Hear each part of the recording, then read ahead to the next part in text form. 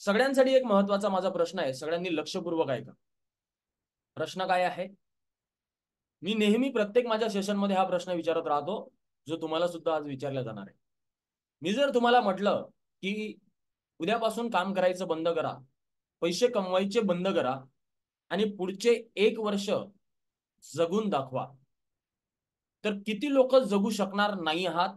Honestly type करायचंय no in the chat box. आणि किती लोक जगू शकणार आहात? ऑनेस्टली टाईप करायचंय मी इन द चॅट बॉक्स. काय उत्तर तुम्हाला बघायला भेटून राहिलं? चला, तुम्हाला दुसरा प्रश्न हा मी विचारतोय. किती वर्ष झाले तुम्ही जॉब करताय, बिझनेस करताय किंवा पैसे कमावताय? एक छोटा मोठा उद्योगधंदा करत असाल किंवा तुम्ही जॉब करत असाल, पैसा तर प्रत्येक व्यक्ती कमावतोय. किती वर्ष झाले? आणि प्रश्न काय विचारलाय? पुढचे 1 वर्ष उद्यापासून काम करायचं बंद केलं तर पुढचे 1 वर्ष जगू शकाल का? तर उत्तर काय येतंय?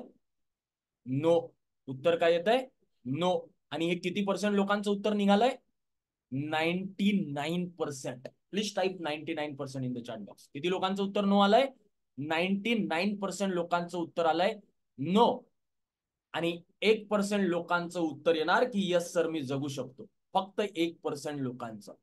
आता तुम्ही स्वतःला हा प्रश्न विचारा की जर मी आज 6 महिने 1 वर्ष जगू शकत नसेल विदाउट मनी, पैसा न कमावल्याशिवाय किंवा कमावला नाही तर मी रिटायरमेंट मध्ये 5 वर्ष 10 वर्ष 15 वर्ष कुठून जगणार?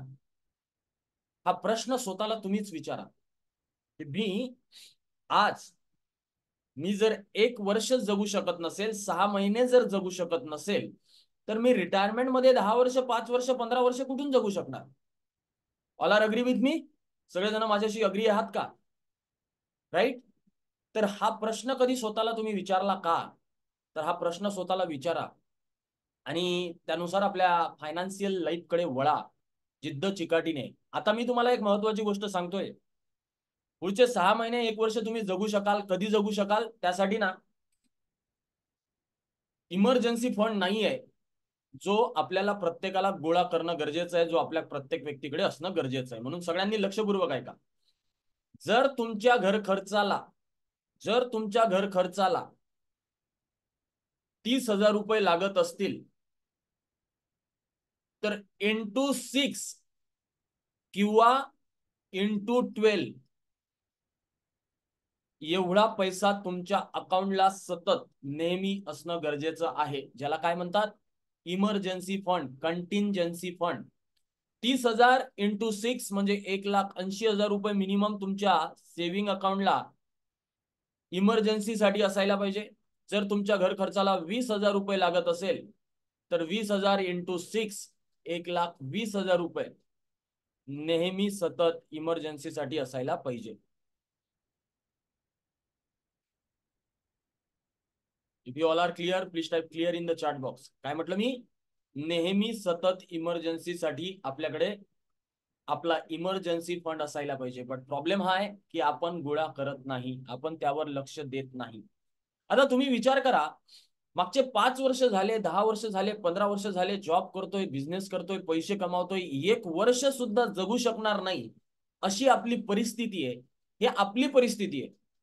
ही आपली जर परिस्थिती आहे तर मुलाबाळांची सुद्धा काय परिस्थिती राहणार? How many of your agree with me, right? आणि हा बदलवण्याचा टाइम आताच आहे. हा बदलवण्याचा टाइम जो आहे ना तो आताच आहे. असं नाही आहे की त्याला तुम्ही ते मोठे झाल्यानंतर बदलू शकाल, राईट? म्हणून पाया जर मजबूत असेल ना तर बिल्डिंग कितीही मोठी उंच केली तरी चालेल. बट पाया मजबूत नसेल तर ते बिल्डिंग जास्त दिवस मोठी होणार नाही किंवा जास्त मजबूत राहणार नाही, जास्त दिवस ते टिकणार नाही. म्हणून आपल्याला काय करायचंय? पाया, मुलांचा तर पाया मजबूत करायचा आहे. लहान मुलांचा, तुमच्या घरातले जे काही तुमचे मुलं असतील त्यांचा पाया तर मजबूत करायचाच आहे. बट स्वतःच्या इमर्जन्सीसाठी 6 महिन्याचं बॅलन्स, मिनिमम 6 महिन्याचं बॅलन्स तुम्हाला गोळा करायचं. मी काय सांगितलंय तुम्हाला? आता तुम्हाला काय करायचंय? तुमच्या घर खर्चाला किती रुपये लागतात? Type in the chat box. तुम्हाला माहिती असेल की तुमच्या घर खर्चाला किती रुपये लागतात.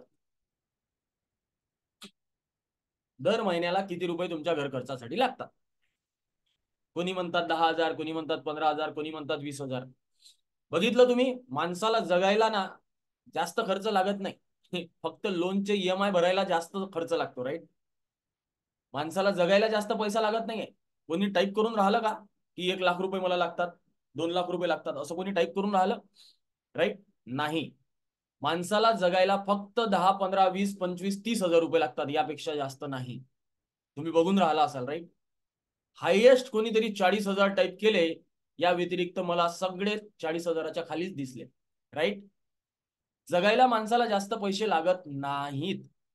आता जे काही तुमचे गरजेच्या गोष्टींसाठी लागणारा खर्च आहे, इसेन्शियल एक्सपेन्सेस, त्याला इंटू 6 करा. त्याला काय करा?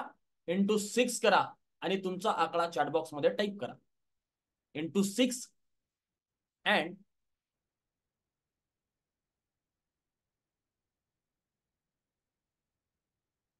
कोणाला 60,000, कोणाला 1,20,000, कोणाला 1,80,000, कोणाला 1,20,000, कोणाला 3,00,000, कोणाला 4,00,000.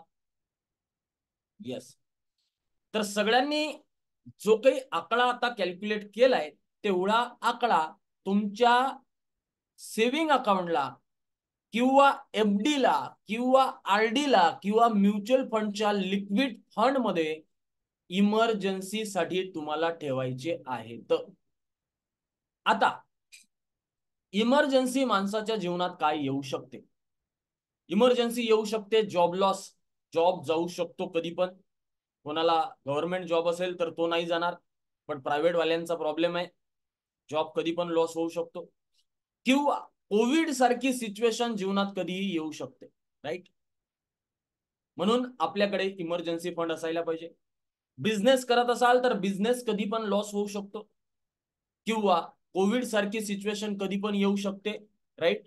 म्हणून बिझनेस साठी आपल्याजवळ आपल्याकडे सफिशियंट इमर्जन्सी फंड असायला पाहिजे. थर्ड, घरामध्ये कोणालाही हॉस्पिटल इमर्जन्सी येऊ शकते. कधी पण कोणाला कोणताही आजार होऊ शकतो, कधी पण हॉस्पिटलमध्ये भरती करावं लागू शकतं, राईट. तर आपल्याकडे आपलं घर चालवायला पुढचे 6 महिने 12 महिने तेवढा फंड नेहमी सतत आपल्याकडे असायला पाहिजे. सकाळी जायचं, दिवसभर काम करायचं, आजच्या दिवसापुरतं कमवायचं, आजचा दिवस निघाला का दुसऱ्या दिवसाची जुगाड करायचं. अशी जिंदगी जगण्यात काही फायदा नाहीये. पॅटर्न चेंज करा, पॅटर्न चेंज करा.